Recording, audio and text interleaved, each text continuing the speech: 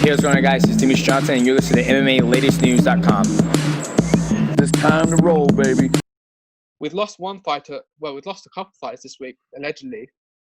But another we've lost was Conor McGregor. After UFC 250, he did announce his retirement once again from the sport. He says he's done. The game doesn't excite him no more. Jay, what was you thinking? We saw this at 6 a.m. in the morning. You're thinking, he's just seen Nunes, the greatest of all time, defend a belt, and then you get whacked with the news that Conor McGregor is done and dusted again. Well, first of all, nobody in Dublin believes Conor McGregor is retired. I don't know what it's like for anyone else in the world. Look, everyone knows it's not a retirement. This is the third retirement in 4 years. But I can sense like that he's clearly frustrated. Now, this was my opinion before the quotables came out with Ariel Helwani and stuff like that. It made sense. I mean, he's been put on the long finger because of no gate.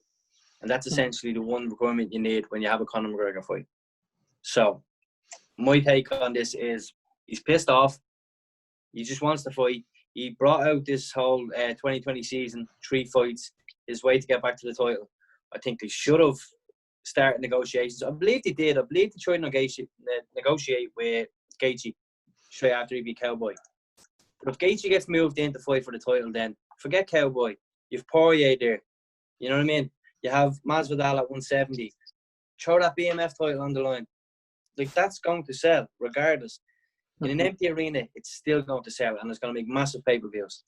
So, I don't believe for a second he's retired. I believe he fights again this year. And if you have Masvidal wanting more money, and you have McGregor wanting to fight, kill 2 birds with 1 stone, and that's the fight you make.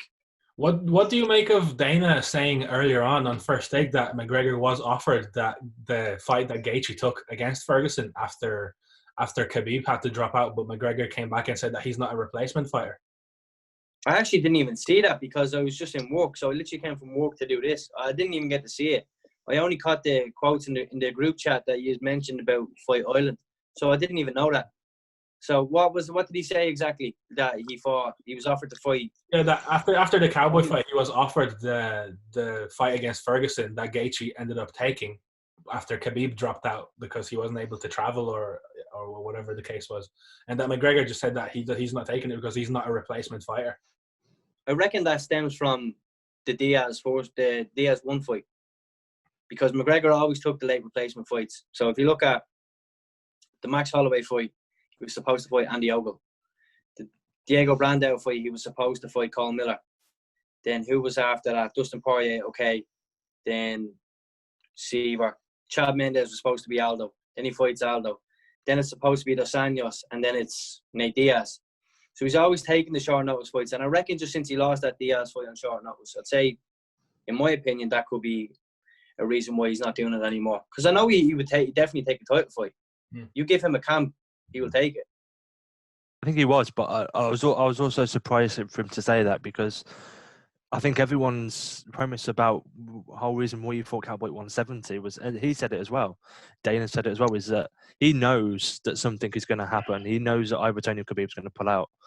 So then he would be ready to slide on in. So for him now to come out and say he's not a replacement fighter, that's a fair point. Yeah, it's definitely weird, but I think that, like, I think, like, as Jay said before, and I think me and him spoke about it before, the whole Conor McGregor saga is in the air, because obviously you don't have a gate with the fans, but at the same time, like, even though when Tony Khabib dropped out, it was ideal for him because he could have slot in.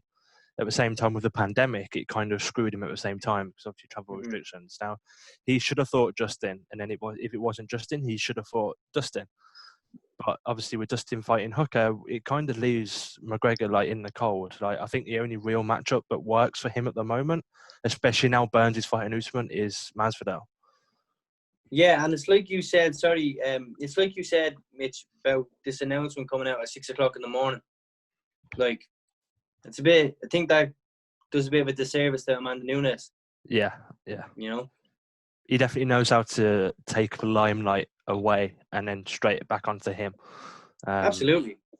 Yeah, because there was a lot of the post-fight talk wasn't about Amanda Nunes wasn't about Cody's knockout and Aljamain's incredible performance. It was about Conor retiring again.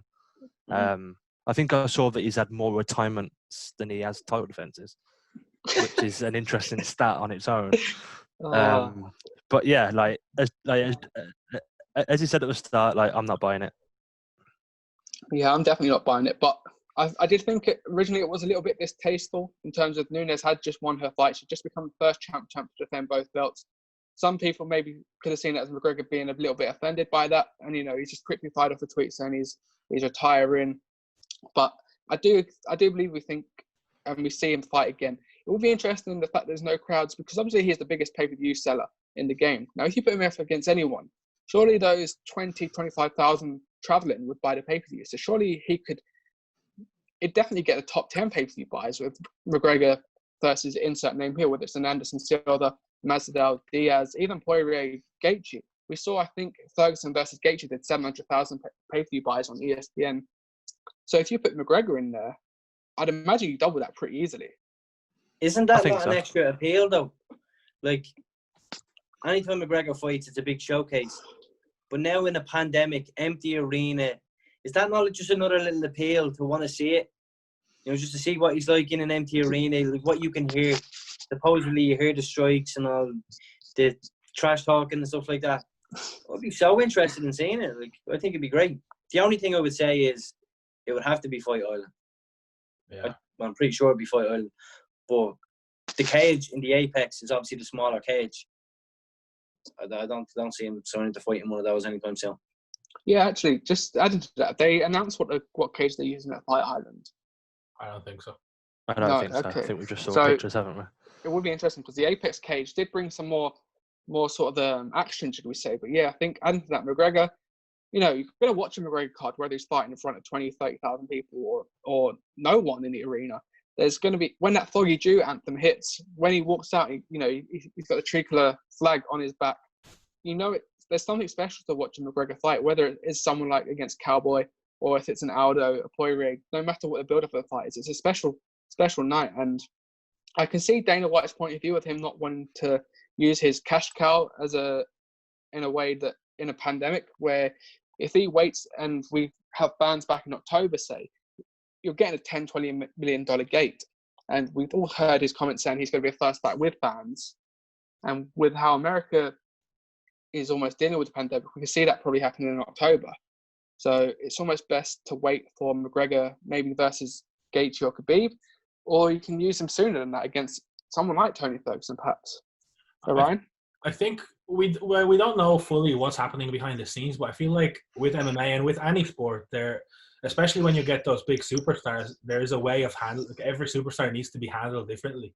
You can't just approach everybody in the same way. And yeah, I feel like maybe now Conor, I'm just assuming here, he might feel that he's on the back burner a little bit, and I don't think he likes that, especially the position he's in now. He doesn't have to take those short notice fights anymore, even though that's what he became known for, because even that Mendes fight, that was probably the most dangerous fight he could have ever taken. And if he loses that, then the whole thing is over. But I think he was still in that mind frame then that he came into the company with, that it's now or never. It was that coming out of unemployment to the big money kind of mentality. Whereas now he's set up. He's comfortable and he doesn't need to take those fights. And I think he needs to be catered to, whether people like it or not. He is the biggest draw. Whether he has the fans or the haters, people will tune in to watch him. And I think I kind of understand that thing, that he might have declined that fight on short notice against Ferguson, because it is not a good fight. It's not a fight you want to go into on short notice. And I think he has more to lose now in terms of his reputation and credibility as a fighter and everything if he goes in there and loses it. So I do think that maybe he's just been mishandled a little bit in terms of the planning and how in the loop he is. But like DC said on the Ariel Helwani show, is that you don't want to mess things up with Conor now for the long term. You want to keep him happy and try to reason with him and figure something out, because the benefits that you get and the money that he brings in afterwards, it's still incomparable to anybody else. So I do hope that they figure it out. But like you said about the October thing, I'm not sure if we're going to see fans at sports events this year.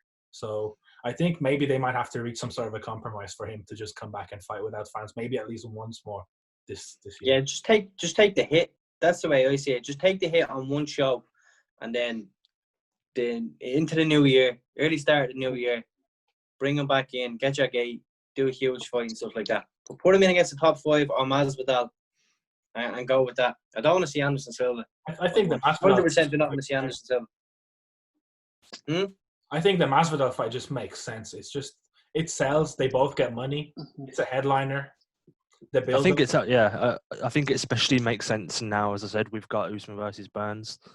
I think like Masvidal's been left in the cold, and now Conor's been left in the cold. So as Jay said, just you put them both together. They're both moaning about not getting a fight and not getting enough money. Maybe like just kill two birds with one stone. Let's put them together.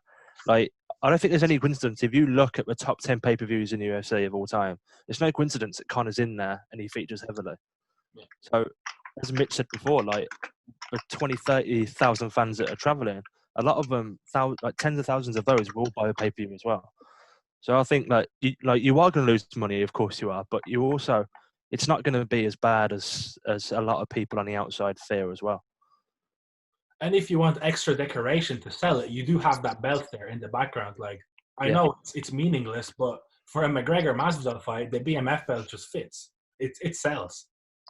Oh yeah, McGregor would retire that belt the second he wins it. Yeah, totally. I agree. I also think that's kind of. Go on, sorry. Sorry, I was going to say I totally agree. And just looking here, he has 5 of the 6 UFC pay-per-view records. You're telling me he's not adding another one to that? You know, the Aldo versus McGregor is 1.2 million pay-per-view buys. You can imagine that, Masvidal and Conor in an empty arena even could easily do 1 million perhaps. Oh, definitely would do 1 million. But I think some of the other issues is Conor McGregor comes at a very high price. You know, so okay, sometimes the purses that get announced is like 3 million, maybe. I know it's 3 million more than what I have, but 3 million nonetheless. But the pay-per-view then, like he made Forbes list, didn't he, recently? And what was he, like 40 odd million for 1 year? He had one fight.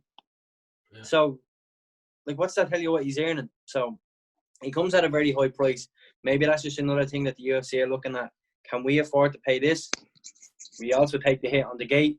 Even Dana said you make mad money off a car park. You know what I mean?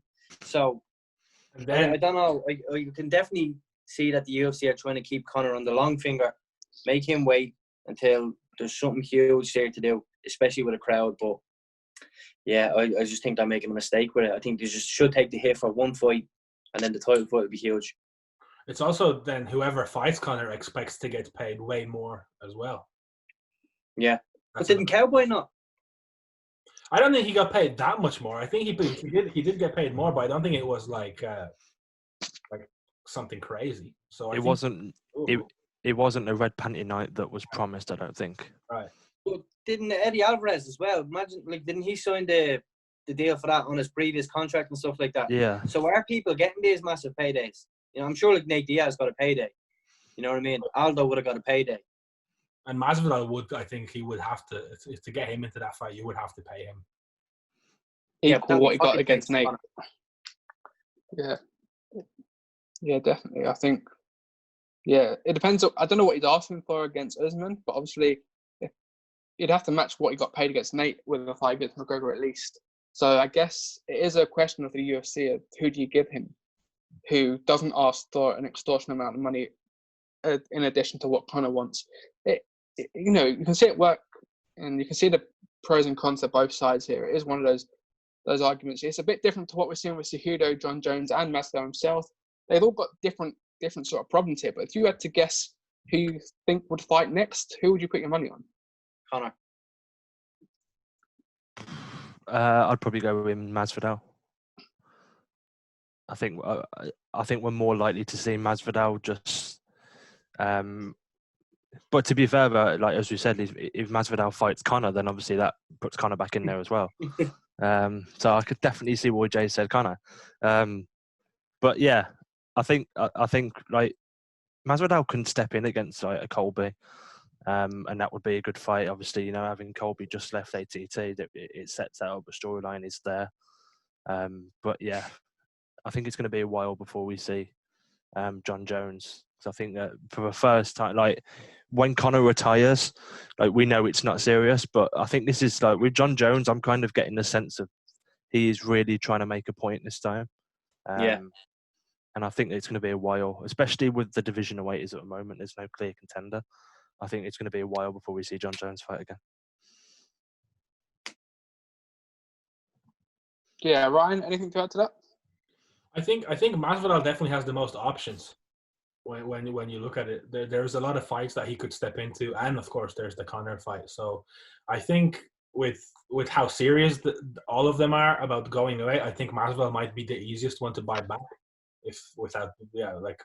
He would get a fight and a decent amount of money, and I think he would come back. Whereas I think Jones might really, like Reece said, try to make a statement and hold out for a big pay increase. And I don't think it's that as much about the money for Conor as it just is as something that's worth for him getting out of bed for, which I think Masvidal is one of those fights. But then after that, there isn't really that many. Like maybe he did say in that Ariel Helwani thing that Silva did excite him a little bit to have that fight with somebody who he considers to be the GOAT.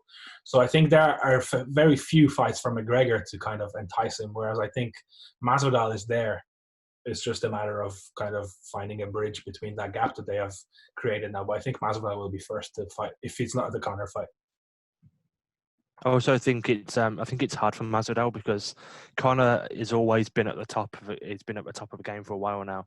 John's been at the top of the game for a while. So I think Masvidal, obviously, he's had this rise, and I think he's adjusting himself as to what he knows he's worth and what he should be getting. So I think like half of it is serious. I think he is frustrated. I don't think anyone can deny that. But at the same time, I think he's trying his luck. He's trying to see what he can get out of the UFC. And I think that leverage. Yeah, well, yeah, exactly. Because that Conor and John have been there, they know how to play it, and I think Masvidal is kind of going through emotions at the minute. I think at the moment. Yeah, I think that's a perfect way to almost leave it there, I guess. But I do think it's weird how it seems like Conor has more cards in his hand at the moment, just because there's a lot of fighters that put their hand up to fight Conor McGregor just because of the payday. Now, you could easily, you could do a Pettis, you could do a Dos Anjos, you could, there's fights that have been mentioned in the past. The Anderson Silva one, if that excited him, then, it's interesting to see he took public opinion on that one because he said it excited him, but he was reading the almost the backlash in terms of Anderson Silva and what Silva is washed up, he's past his prime, he's too old, etc. So it does, it does put it into perspective that Conor McGregor took that into account, and that almost demotivated him in a way.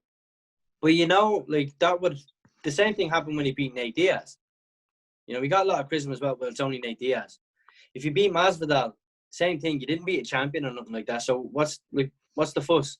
He always gets a bad rap. He's damned if he does, he's damned if he doesn't. But I think when he fought Cerrone, and it was the start of this 2020 season, I think he would have fought a lot of people. I think he would have accepted most options that came his way after that. But I think it's the fact that they kept him waiting, and then he's just like, you know what, I'm pissed off. Okay, now you want me to fight him now? No, I'm not doing it. So it's just more so frustration on his part. He's pissed off, and that the UFC didn't play ball with him when I can understand the UFC probably can't even afford to pay out certain things that he requires for 3 fights per year. You know what I mean? So I can probably understand their side of things. But a consistent Conor, I said this before, a consistent Conor is dangerous. I believe he had 5 fights in his first 2 years, and he spent 10 months that I was injured. You know what I mean? And he ran through everybody. None of those fights were competitive at all, bar Mendes. You know what I mean? So trust me, if you play ball with him and let him have a consistent run, you could potentially have Conor McGregor back as the lightweight champion or a welterweight champion if somehow the UFC, I felt like they miraculously wanted Masvidal to beat Usman, and they would have slotted McGregor straight in there. And then you've history. Then you've a 3-weight world champion, McGregor, Masvidal, huge. Put the BMF in there as well. Do whatever. Throw it all in there. You know what I mean? Yeah, definitely. Definitely. I think before we wrap it, I say one last question before I wrap it up. Do you think McGregor wanted this 3-fight almost year? The fact that he can't have that second fight, do you think it's a bit tentative to go straight into a Khabib fight? Do you reckon if Khabib wins the fight against Gaethje, do you reckon there's any almost sort of doubt in his head that because he has been in the gym all these past sort of 3-4 months. You've seen him put videos on his social media. He's always training. He's been active. He's just waiting for as Jay said, he's waiting for the UFC to give him almost a go-ahead to say, right, here's your fight. It's on this date at this location. Go ahead and make your camp, almost sort of thing. But it almost does sound like there could be some sort of tentative nature from him, and he's almost wary about going to that Khabib fight too soon. I don't think so. I think obviously after being out for so long, to step straight back in against Khabib was obviously a big risk, and obviously the training camp, as if you believe what was said, didn't go as well as it maybe could have. But I think obviously his plan was obviously to fight Cerrone, then to fight Justin probably, and then to fight Khabib in towards the end of the year. But obviously with the pandemic and also with obviously Justin stepping in to fight Tony, that's definitely hindered his plans. But with the Masvidal being open now, I think that's the perfect excuse to get that fight on in July. Or even if you want to pull it in August, pull it on the Stipe DC card. Put it on the September card with Gaethje and Khabib. Yeah. And then obviously you could have the winners fight each other towards the end of the year, like come like November, December maybe. But as Jay said, consistency is key with Conor. I don't want to see him fight once a year, and like that fight against Cowboy. Like if you listen to the crowd and the pop that the crowd give off when he knocks him down with a head kick and stuff like that, like there's no fighter like that out there, and especially with how the UFC is at the minute and just sports in general. The UFC needs Conor. Conor doesn't need the UFC, but the UFC needs Conor, and we need our superstars to really rise to the top. Exactly, and I feel, just one thing before I let Arian touch on it, but I feel like the UFC have now made Conor the spectacle rather than the fight, if that makes sense. Like, he is the spectacle, not what's taking place. You understand what I'm saying? Yeah. So that's why that only happens once a year. That's a waste of time, and it's a waste of like a lot of money that the UFC could be earning. But on the Khabib thing, I don't think it would be wise to jump in and take a Khabib fight. Now, I believe he would if given the opportunity, because I know he wants that one back. But I don't think it'd be wise. I think another fight and then take 2-3 weeks off and go straight back into camp. Then I'd be happy enough to see that fight happen.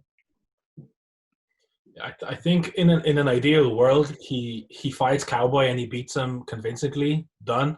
Then he already has the fight against Gaethje done, because then by that time Ferguson and Khabib were scheduled to go. So he jumps into that Gaethje fight. There's a bit more build up there. There's a bit more animosity already. So he's kind of getting back into that Conor groove, and he beats Gaethje in an ideal world, and then he fights the winner of Khabib and Tony, probably Khabib, in the later months of the year. And I think that was the plan for that how that season was going to go. But unfortunately, the circumstances and everything has just shut that down. And I think Jay summed it up best earlier. That he said the UFC needs to take a hit and make him happy, whether that is by giving him a fight. Because you'd imagine that if Conor fights, then the pay-per-view doesn't cover his purse. Like, you're probably going to have to take a hit for that to pay him out, and then whatever the rest of the card. But he makes that back for you in the 2 or 3 fights that happen afterwards when the fans are back. Exactly. Like DC said as well. It's the kind of investment that he's earned that right, that you have to keep him happy because of what he's done for the sport and what he's still doing. Because I saw it myself where over in the States, the attention that he brings to MMA compared to, say, the John Jones fight against Reyes, it's night and day. And John Jones is very popular in America, and he's a big fighter, and he's popular worldwide. But McGregor just brings eyes. It doesn't matter if he's fighting Cowboy or Dennis Seaver. People are coming to watch him. And so I think, it's an investment that they might have to take a hit, but I think it's an investment worth making by looking at the bigger picture and the fights that they can put on when fans are back. I think in the short term, he's going to be unhappy, but I think you make for a happy Conor McGregor in the long term as well. Because he has the fight that he's been asking for. And then obviously it sets up a lot of fights towards the end of the year, or start of next year as well. So in the short term, we do have an unhappy Conor, but going down the line, I think a key is having a happy, fully nourished Conor McGregor fighting 3 times a year and making the UFC a hell of a lot of money in the process as well. Yeah, like he's not going to be fighting into 2022 or anything like that. I don't see him even staying around that long. You know, so I don't feel like he's on a decline. I think he's still as good as he wants to be. He can still be like the Conor McGregor that we seen in 2016, and even as good as January. But I just don't see him wanting to hang around the game that long. So now's the time to get him going, to get him active again, get him that Aldo run up again like he had, and the sky's the limit, I think. Yeah, definitely, I agree. And you know, this will be my final point, but it's almost like McGregor, he's on that level with Cristiano Ronaldo, he's on that level with LeBron James, where you say, I'm going to watch a Ronaldo match, I'm going to watch a LeBron James match, I'm going to go watch a Conor McGregor fight. It doesn't matter who they're facing, you're turning up to see the star quality. And we do need a happy McGregor back. You know, if he doesn't fight again this year, he's effectively had 3 MMA fights in 4 years. He's lost the majority of his, the prime of his career there. So I do think we see him fight at least once again this year, hopefully. Whether it's in front of crowds, I don't know. But it would just be nice to see McGregor fight on Fight Island, to be honest. It would be history making, depending on who it is against. But yeah, also to add to that, the final point, he, in his original 2020 plans, he did want Cerrone. He wanted the BMF belt once that got announced at UFC 244, and then there could be a match. So you could still potentially get that. It just depends on what the UFC want to do with him at the moment. Let me just throw it out here. What if we're all just getting played and this has been the whole plan the entire time, and it's going to be Masvidal and McGregor on Fight Island for a BMF title? Palm trees, beach, waves, everything. And then you have a bloke walking to the cage like that.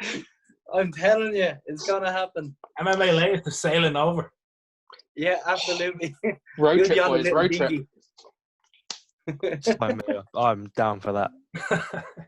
I'm more than happy for that. But I think Dana make it. Make it. I think that that is the fight to make. I think it is Conor versus Masvidal right now. You know, with Justin fighting Khabib in September and Poirier fighting Hooker. I think that Masvidal fight, I think, is the only fight really for him now. But obviously, with Masvidal being in the situation he's in now, of asking for money and being unhappy, is Masvidal really in the mood to negotiate a fight at the minute? Especially now he hasn't got the Kamaru Usman fight. I don't think he's in any sort of mood to negotiate right now. But I think if Dana calls him and says, right, what about Conor in July? Right, just hear me out. No, I'm just saying, what about Conor in July? He doesn't need negotiation. He doesn't have to say what price. He knows he's making money. He's like, yeah, no problem. Done. That's that fight that you just don't need to negotiate if you're not Conor McGregor. Because he'll always negotiate every 2 or 3 fights. You know what I mean? Yeah. And he knows if he loses to McGregor, he gets paid. If he beats him, he becomes a global superstar. It's the biggest risk, biggest reward fight you can make. That's also Conor's best route to a third title as well, is through Masvidal. I think that I do think he's aiming for that third title at 170. And I think he beats Masvidal. I don't think he beats Usman. I don't think he beats Colby. I don't think he beats Burns. But I do think he does beat Masvidal. And as you said before, I think the UFC definitely wanted Masvidal to beat Usman because of the build-up, but he's had. And obviously that was perfect for Conor to slip in against Masvidal and win that third title, and then Conor can sail into the sunset then. Yeah, like they would have decided there and then, if Masvidal beat Usman, right, Conor, you're in. I think if Usman beat Masvidal, it's like, Conor, sit tight, we're waiting for 155 to clear up. Yeah. That's what I'm assuming. But yeah, because at the end of the day, he's although not officially, he's in the top 5 of both divisions. Is he in welterweight? I actually didn't even check that. Well, he's ranked in 14th, but, he skips past the whole queue if he wants to. Oh, yeah. Absolutely, yeah. Yeah, exactly. I think that's why the Cowboy fight was such a clever fight for him to come back to, because obviously Cowboy fluctuates at 170 and 155, and obviously he come back down to 55 and had a good run, but just come up against Justin and Tony. And fighting against a legend like that as well, it's another name. Like, if you look at Conor's resume and names that are on that list, it's ridiculous. And it's amazing to think of like the lack of title defenses that he's had, despite the fact that he's won 2 belts as well. Yeah, absolutely. Yeah, his resume is legendary. Despite him having 0 title defenses, he's got a legendary resume. And, you know, he has never turned down a fight, really. No. But, yeah, I think that's a good place to end it, guys. It has been an incredible chat, as always. I would say make sure to hit a like. Comment to us as well. Who do you think fights next? And who do you think fights McGregor next as well? It's going to be interesting to see how this plays out in the next couple of weeks. I hope they get it together. They always seem to do. Dana always knows how to put it through. But yes, make sure to hit that like. Mitch, didn't Dana always say that Conor never turned down a fight? I could have sworn he said that at least 2 weeks ago. I'm so confused right now. Hey, we don't make the rules. Take us out. We don't make the rules here. But anyway, yeah, make sure to hit like, subscribe, comment, and we'll be here with all the latest UFC Fight Island action as it breaks. Of course, we had some today, but we're going to leave that for the preview of I versus Caldio. So yes, make sure to keep it locked, and we'll see you on the next video. Yeah, that's true.